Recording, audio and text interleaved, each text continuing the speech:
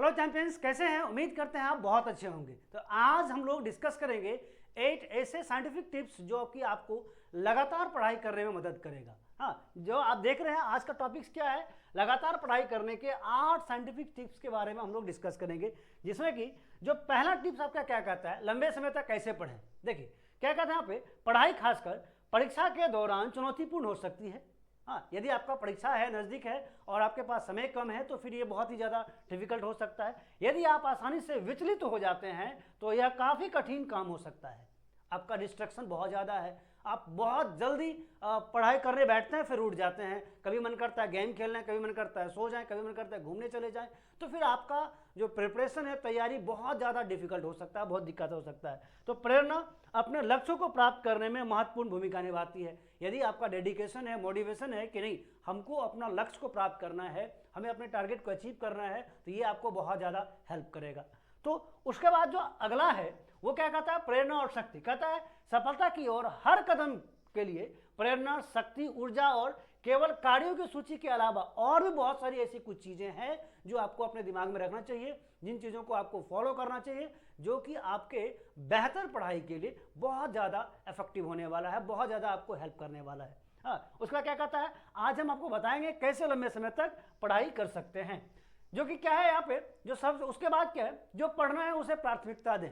आपको बहुत सारे सब्जेक्ट पढ़ना है, बहुत सारे टॉपिक्स पढ़ना है, ऐसे में आप कंफ्यूज कर जाएंगे, फिर समझ में नहीं आएगा आपको कि पहले क्या पढ़ना है बाद में क्या पढ़ना है। तो पहले क्या करें, आप प्राथमिकता दें, अपना प्रायोरिटी को सेट करें कि पहले क्या पढ़ना है, फिर उसके बाद क्या पढ़ना है, फिर उसके बाद क्या पढ़ना है, सबसे महत्वपूर्ण चीज़ों को पहले पढ़ना है। इस तरीके से एक आप लिस्ट बनाएं, प्रायोरिटी लिस्ट बनाएं, जो कि आपको बेहतर पढ़ने में आपको हेल्प करेगा। उसके बाद क्या कहता है आपका, अच्छी नींद लें। यदि आप लंबे समय तक रात में जगते हैं या फिर आप कम सोते हैं तो फिर आपका जो तैयारी है, वो आपका डेडिकेशन है, वो आपका इफेक्टिव हो सकता है। आप डेडिकेट नहीं कर पाएंगे, अपना 100% एफर्ट नहीं दे पाएंगे।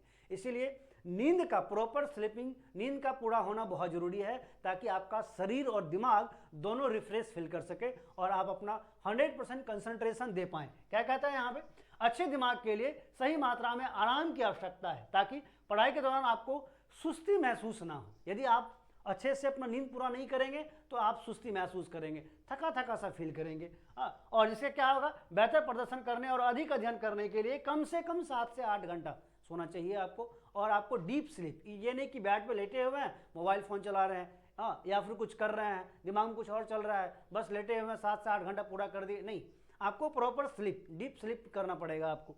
नेक्स्ट, उसके बाद क्या कहता है आपका, हेल्दी डाइट। इन सभी चीज़ों में सबसे खास और सबसे महत्वपूर्ण हेल्दी डाइट। आपका खान पान बहुत ज़रूरी है। आपका डाइट अच्छा नहीं है, जब जो मन में आए आप खा लेते हैं, तो आपका बॉडी प्रॉपर प्रिपेयर नहीं रहेगा आपके मेंटल प्रेशर को हैंडल करने के लिए, आपको अच्छे से इफेक्टिव तरीके से पढ़ाई करने में मन लगाने के लिए। क्या कहता है यहाँ पे, परीक्षा के लिए पढ़ाई तब होती है जब आपका शारीरिक और मानसिक रूप से सक्रिय होते हैं, और आपको फिजिकली एंड मेंटली एक्टिव रहने के लिए डाइट का एक प्रॉपर बैलेंस डाइट का लेना बहुत जरूरी है। यदि आप अच्छा खाना नहीं खाते हैं, अनहाइजीनिक फूड कंज्यूम करते हैं या फिर ज़्यादा फास्ट फूड कंज्यूम करते हैं, तो आप अनहेल्दी हो जाएंगे, फिर आपको पढ़ाई में बहुत डिस्टर्बेंस फील करना पड़ेगा।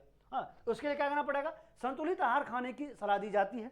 उसके बाद जो आपका है वो क्या है, हर दिन व्यायाम। ये आपको अपने रूटीन का एक पार्ट्स में इसको फिक्स करना पड़ेगा कि कुछ भी हो जाए, एवरीडे एक्सरसाइज करना है, मिनिमम 30 मिनट्स, 30 मिनट्स, आधा घंटा हर दिन एक्सरसाइज करना ही करना है। और नियमित रूप से कम 15 से 30 मिनट तक व्यायाम करना अच्छा साबित हो सकता है। रोजाना व्यायाम करने से आपका क्या होता है, दिमाग तेज होता है। यदि आप जितना ज़्यादा एक्सरसाइज करेंगे, आपका ब्रीथिंग, ऑक्सीजन लेवल बॉडी का उतना ज़्यादा बढ़ेगा, आपका स्टैमिना भी बूस्ट होगा और आपका जो दिमाग का जो क्रिएटिविटी है वो आपको एक्टिव हो जाएगा। फिर वो फास्ट, दिमाग आपका तेज काम करने लगेगा, और जिससे कि आपको पढ़ाई करने में मन आएगा, बहुत अच्छा मन लगेगा। और साथ ही कंसंट्रेशन पावर भी आपका बढ़ता है, आपका डिस्ट्रैक्शन कम हो जाएगा, कभी मन कुछ कभी कुछ, ये चीज़ें, ये प्रॉब्लम आपका दूर हो जाएगा। और इसका जो सबसे बेहतर है वो है एक्सरसाइज। आपको एवरीडे एक्सरसाइज करना चाहिए।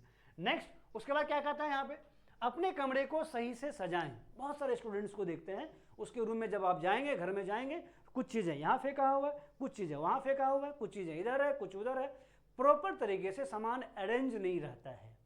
तो आप अपने कमरे में, खास करके स्टडी रूम में, कमरा को well neat and clean TD रखना पड़ेगा, साफ सुथरा रखना पड़ेगा, जो कि आपको पढ़ने में मन लगेगा। आपको इससे आपका कंसंट्रेशन भंग नहीं होगा। इससे क्या कहता है, अच्छे से पढ़ने के लिए डिस्ट्रैक्शन से दूर रहना बेहद जरूरी है। इसलिए जिस कमरे में आप पढ़ाई कर रहे हैं, सुनिश्चित करें कि वहां कोई भी ऐसी चीज ना हो जो आपको डिस्ट्रैक्ट करे।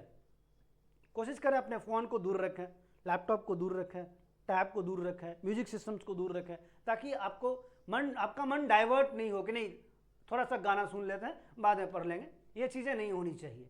थोड़ा सा रील्स देख लेते हैं बाद में पढ़ लेंगे, ये बिल्कुल नहीं होनी चाहिए। तो इसके लेकर के आप चाहें तो अपने कमरे को लाइब्रेरी की तरह सब एवरीथिंग को अरेंज करके रख सकते हैं। ये बहुत ज़्यादा जरूरी है, बहुत ज़रूरी है। उसके बाद क्या कहता है, आपका ब्रेक लें, ये भी बहुत ज़रूरी है।